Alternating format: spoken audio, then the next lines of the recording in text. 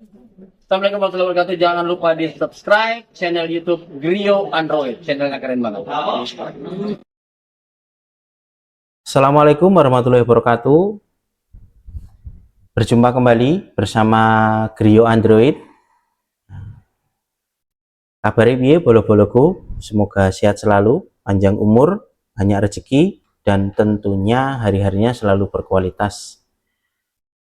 Di kesempatan video kali ini, Grio Android akan melanjutkan kembali tutorial seputar perbaikan handphone, seputar info, tips, dan trik seputar per-HP-an, baik itu hardware ataupun software, yang alhamdulillah kemarin, tepatnya bukan kemarin, tetapi tadi, karena membuat kontennya ini maraton, jadi teman-teman biar enak menyimaknya.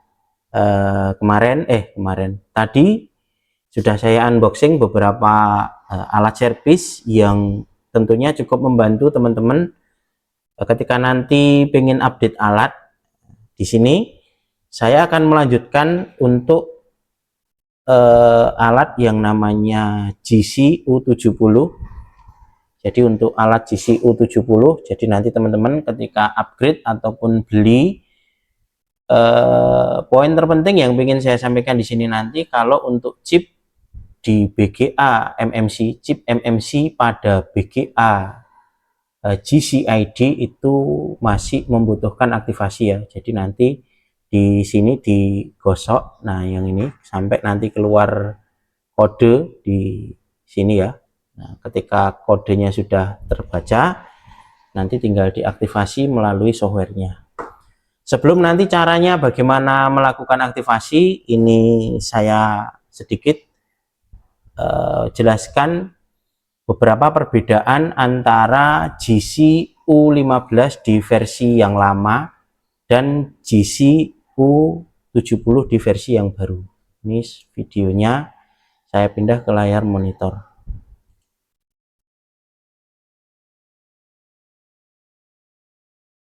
Kegantengan saya sembunyikan dulu ya. Untuk software saat ini di versi 1.0253 ya. Jadi ketika nanti sudah terbuka softwarenya, pastikan dulu untuk servernya sudah bagus ya, sudah oke ya. Kalau servernya nanti tertulis bad ya, supaya pindah server terlebih dahulu biar tidak lambat dalam pembacaan IC. Kemudian teman-teman masuk ke tab UFS, karena alatnya ini alat UFS seperti itu. Nah, seperti ini ya. Ketika kita buka, nanti teman-teman akan diberi informasi seperti ini, menandakan kalau soketnya sudah terbaca normal dan chipnya sudah terbaca. Silahkan lakukan pengonekan. Jadi cukup dilakukan connect. Boleh langsung menggunakan gear 3, tapi kalau saran saya gunakan gear yang rendah. Ketika nanti sudah terbaca sempurna, baru dirubah ke gear 3, seperti itu ya.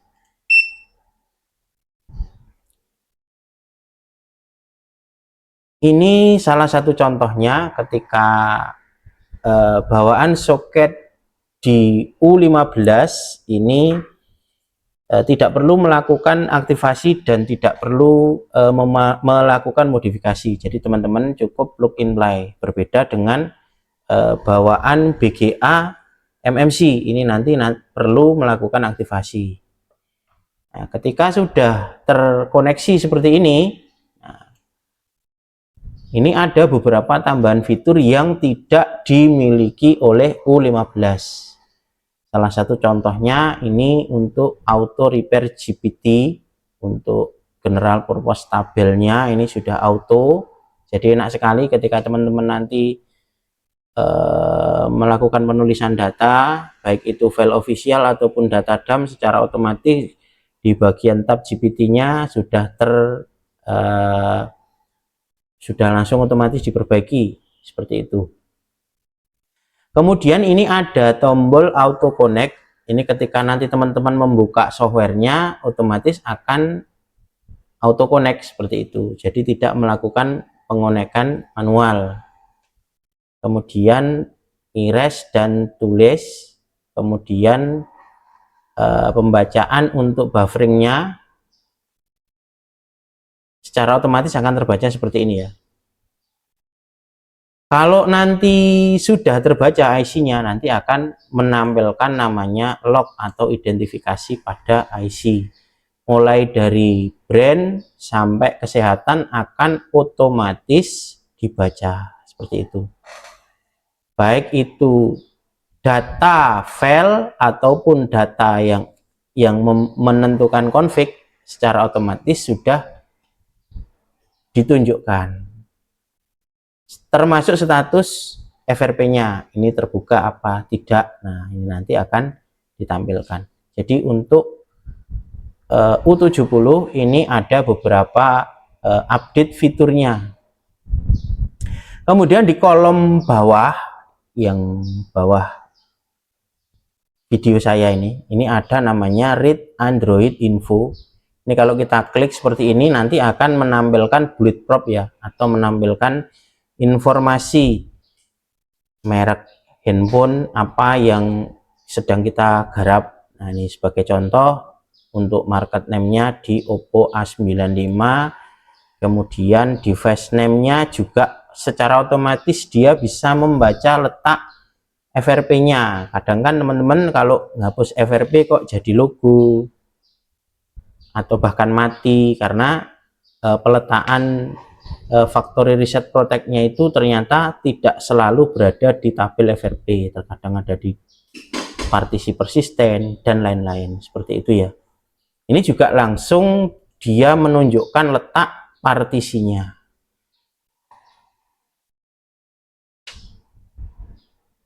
Kalau di U15 ini belum bisa menampilkan yang namanya bullet prop atau Android information. Misalnya teman-teman ada yang nanya, Mas, kalau saya pakai U15 tapi menggunakan software U70 1.2.0253, apakah menu read Android infonya ada? Menunya ada, tetapi tidak bisa di-connect, tidak bisa diklik. Jadi ketika nanti teman-teman lakukan klik, tetap tidak akan terbaca seperti itu, tidak jalan fungsi, tidak berfungsi. Kemudian di fitur yang lain itu ada yang namanya clock config. Jadi untuk clock config ini karena posisinya sudah unlock ya, ini ya bisa dikunci, bisa dibuka. Ini juga sudah tersedia, mulai pembackupan deskriptor, penulisan deskriptor atau penulisan config, mulai penulisan penguncian OTP atau deskriptor ataupun unlock OTP itu juga sudah support seperti itu ya. Nah, contohnya kalau teman-teman bingung unlock OTP itu untuk apa, lock OTP itu untuk apa, teman-teman bisa lihat di bagian ini yang saya tunjuk kursor, OTP not locked one time program. Jadi ini mengunci di bagian deskriptor. Jadi ketika ini statusnya locked, berarti teman-teman tidak bisa merubah config-nya. Kalau config itu terdiri dari 3 ya, mulai jumlah LUN, boot, ref clock, itu semua tersimpan di bagian konfigurasi. Ketika ini terkunci, berarti teman-teman tidak bisa merubah. Contoh misalnya jumlah logic unitnya itu ada 5, mau dirubah menjadi 3 misalnya. Ketika statusnya lock, ya teman-teman tidak bisa buka, harus di unlock seperti itu ya. Kemudian ini ada erase FRP, config LUN 1, config LUN 0, merubah boot A, boot B. Kemudian ada juga ini yang namanya remove WP atau wrap protect. Nah, jadi untuk wrap protect ini biasanya ada di bagian data reliability-nya itu aktif. Jadi ketika dia data reliability-nya aktif, secara otomatis bread protect-nya aktif. Jadi teman-teman nanti biasanya ketika melakukan penulisan data akan error. Nah, biasanya ada diberitahukan kalau di alat-alat yang lain itu status LUN 0-nya ada protect di bagian NV misalnya. Di RPMB-nya ada bagian protect-nya, seperti itu. Kemudian ini juga ada namanya update firmware, Android info, dan lain-lain. Jadi nanti untuk teman-teman ketika ingin melakukan pergantian atau pergantian UFS ketika sudah mempunyai alat GC, menurut saya ya cukup mudah ya, karena fiturnya sudah komplit. Untuk U70 ini sudah lumayan komplit dibanding U15, sudah bisa untuk kerja seperti itu. Oke, paham ya? Jadi untuk UFS kurang lebihnya seperti itu. Sekarang kita coba koneksikan untuk di MMC-nya. Ini saya close dulu ya.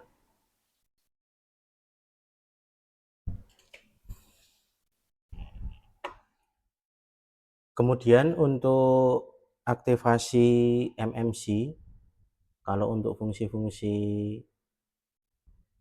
pada perbedaan U15 dan U70 sudah saya jelaskan. Untuk aktivasi eMMC pada soket GC U70 itu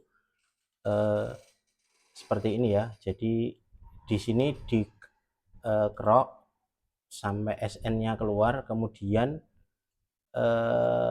dipasang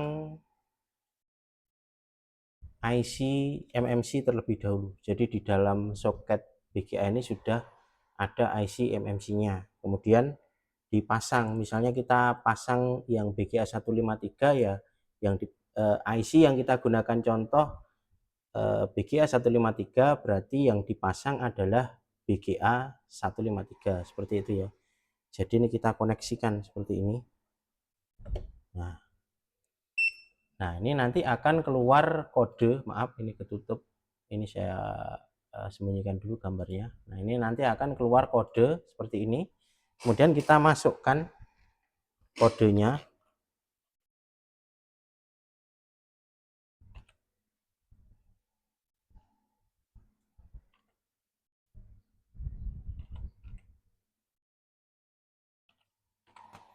Seperti ini ya, kita masukkan kemudian kita aktivasi. Perlu teman-teman perhatikan, jadi nanti misalnya saat pertama kali melakukan registrasi pada BGA GC MMC itu, ketika tidak keluar modul aktivasinya, biasanya kan nanti di sini ada perintah ya, yang saya blok sini, yang saya tunjuk kursor di sini nanti ada informasi seperti itu ya. Kalau nanti di situ terbaca server tidak stabil, silahkan konekkan kembali modul BGA. Itu teman-teman bisa merubah di jaringan servernya. Ini saya pakai yang Cina ya, misalnya nanti teman-teman mau pakai yang Iran, Amerika, Hong Kong, seperti itu. Ini tergantung dari server. Walaupun koneksi teman-teman di situ kenceng, ternyata kok servernya yang di pihaknya GC itu bermasalah, ya tentu untuk mengaktifkan modul BGA MMC itu juga memakan waktu seperti itu ya. Jadi paham ya? Ini kita tunggu dulu sampai selesai. Jadi intinya proses aktivasi itu teman-teman poinnya menggunakan server yang memang di situ bagus, yang oke, seperti itu. Ini kita tunggu dulu.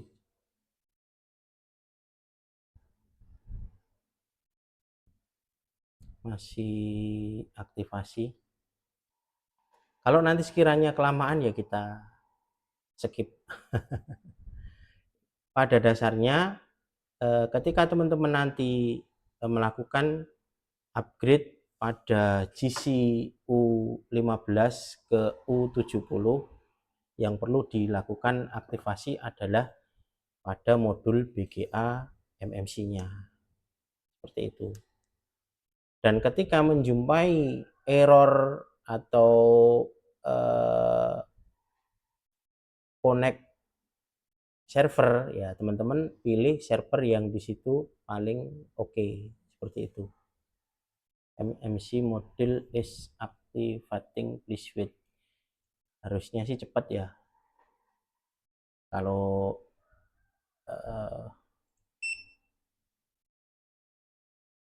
ini sudah oke, sudah bisa terbaca. Kalau di situ tidak sukses aktivasinya, tombol connect itu tidak bisa membaca. Nanti ada perintah teman-teman suruh mengaktifkan modul, seperti itu. Ini sudah bisa dipakai, jadi teman-teman nanti sudah bisa melakukan perbaikan eMMC, baik menggunakan file official ataupun backup dari alat-alat yang lain. Bisa menggunakan backup UV, GC, F64, itu tetap sama, bolak-balik filenya bebas. Sampai sini paham ya? Jadi tambahan untuk teman-teman ketika nanti membeli atau melakukan upgrade U15 ke U70,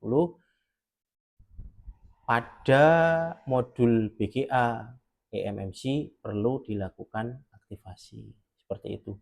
Kemudian di sini akan terbaca logic unit number. Ini tidak apa-apa ya, jangan panik. Biasanya kan yang menggunakan logic unit atau sering disebut LUN itu kan UFS. Untuk GC ini sendiri, log informasinya seperti ini, jangan kaget. Jadi nanti teman-teman tetap membaca di bagian sini. Paham ya? Ini menggunakan 8 komunikasi pada kaki atau data lane-nya. Ada lane MMC 8, berarti ini 8 bit maksudnya. Menggunakan 8 lane, mulai lane 0 sampai lane 7. Berarti dat 0 sampai dat 7 kepake semua. Seperti itu ya. Kalau nanti teman-teman pakai yang MMC 4, berarti yang dipakai hanya 4 bit atau lane 0 sampai lane 3, seperti itu. Kemudian di MMC lane 1 ini berarti 1 bit, tapi di pilihan megahertz-nya ini paling rendah di 26 MHz. Berarti kalau pakai yang 26 MHz, teman-teman nanti tetap sangat lambat ya, tidak sampai 1 MB, mungkin 900-700 kilobit untuk transfer datanya. Kemudian misalnya bisa lari di MMC 1 bit dengan 52 MHz, ini ya bisa di 3 sampai 4 MB, seperti itu. Jadi bagusnya yang mana ya, ini dikondisikan dengan status kesehatan IC. Kalau IC-nya urgent, ya saran saya gunakan di megahertz yang rendah. Ingat-ingat, kalau menggunakan megahertz yang tinggi, ya biasanya IC-nya cepat mati ya. Karena ya kondisi sakit dipaksa untuk lari kenceng, ya secara otomatis ya mati, loyo, seperti itu.